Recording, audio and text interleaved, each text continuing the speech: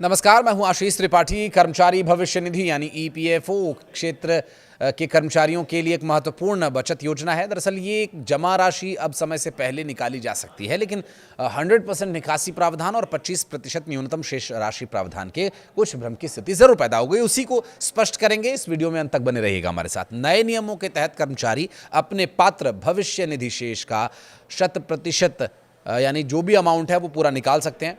इसमें कर्मचारी और नियोक्ता दोनों का अंशदान शामिल है।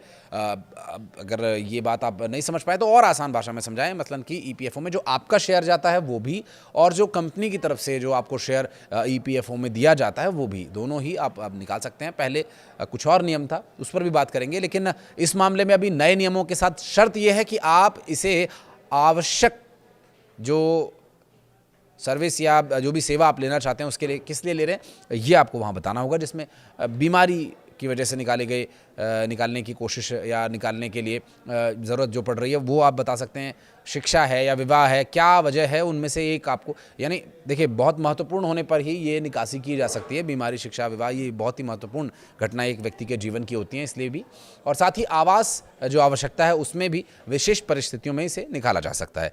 अब जो लोग शिक्षा के लिए 10 बार, विवाह के लिए 5 बार तक धनराशि निकाल सकते हैं, उनके लिए ये थोड़ा सा प्रावधान आसान कर दिया गया है। और जबकि पहले ये सीमा सिर्फ 3 बार ही तक थी, और इस प्रावधान से परिवारों को व्यक्तिगत या शिक्षा ऋण के लिए बिना बड़ा व्यय किए हुए प्रबंधन करने में मदद मिलेगी। सदस्यों को विशेष परिस्थितियों में निकासी के लिए प्राकृतिक आपदा, तालाबंदी यानी लॉकडाउन जिसे कहते हैं, बेरोजगारी जैसे कारण बताने पड़ते थे, लेकिन इसके कारण अक्सर आवेदन अस्वीकार कर दिए जाते थे। जबकि अब किसी कारण की आवश्यकता नहीं है। सदस्य आंशिक निकासी के तहत बेरोजगारी के दौरान भी 75% तक की राशि निकाल सकते हैं, जबकि शेष 25% की राशि बाद के अंतिम निपटान के लिए रखी जाती है। भारत में काम करने वाले लगभग सभी कर्मचारियों का एक पीएफ यानी प्रोविडेंट फंड खाता होता है। आपका नहीं है तो आप इसके बारे में डिटेल्स ले सकते हैं और संबंधित वेबसाइट पर जा सकते हैं ईपीएफओ की, कि पात्र लोग कौन कौन से होते हैं, उसमें डिटेल में आपको ब्यौरा दिया गया है। और अगर आप कमेंट सेक्शन में अपनी राय रखेंगे और इस बारे में और डिटेल्ड वीडियो चाहते हैं, तो अगर आप कमेंट सेक्शन में बताते हैं तो हम इसके लिए प्रयास करेंगे कि एक डिटेल्ड वीडियो इसके लिए भी अलग से हम लेकर आएँ। बहरहाल वीडियो में आगे बढ़ेंगे, बताएं आपको कि ईपीएफओ की ओर से ये ऑपरेट किया जाता है। श्रम और रोजगार मंत्रालय ने एम्प्लॉय एनरोलमेंट स्कीम जो 2025 की शुरुआत की है, इस स्कीम का मकसद है ज़्यादा से ज़्यादा कर्मचारियों को कर्मचारी भविष्य निधि संगठन यानी ईपीएफओ के तहत सामाजिक सुरक्षा मुहैया कराई जाए। इस स्कीम का मकसद उन कर्मचारियों को ईपीएफ कवरेज देना है जो किसी वजह से छूट गए थे। इसमें एम्प्लॉयर यानी काम कराने वाली संस्था और अब छूट गए कर्मचारियों को एनरोल करने का मौका दिया जा रहा है। वो कंपनीज जल्द इस पूरे मामले पर ध्यान दें। इस स्कीम के तहत वे सभी कर्मचारी कवर होंगे जो 1 जुलाई 2017 से 31 अक्टूबर 2025 के बीच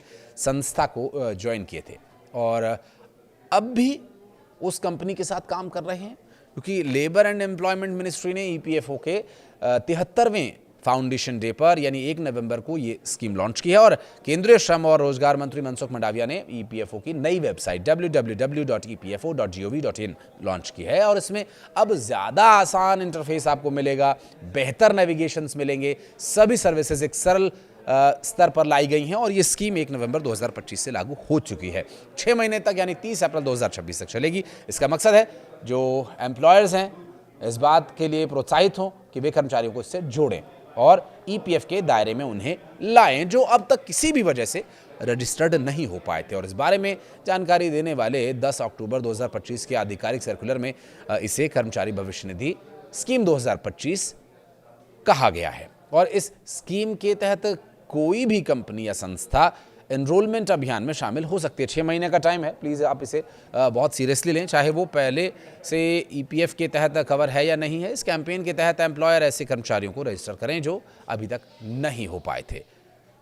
आप क्या ईपीएफ में रजिस्टर्ड हैं? अगर हैं तो भी आप इस कमेंट सेक्शन में हमें बता सकते हैं। अगर नहीं है तो क्यों नहीं है, क्या वजह आपको लगती है, या कैसे आप होना चाहते हैं, या क्या आपको कमी लग रही है जिस वजह से आप अब तक इसमें रजिस्टर्ड नहीं है, प्लीज़ बताइएगा। हालांकि यदि कोई बेरोज़गार है तो जिसने अभी तक कभी जॉब नहीं किया है तो फिर उसके लिए थोड़ी मुश्किल होगी और इसके लिए आपको फिर कहीं ना कहीं जॉब करनी पड़ेगी। धन्यवाद।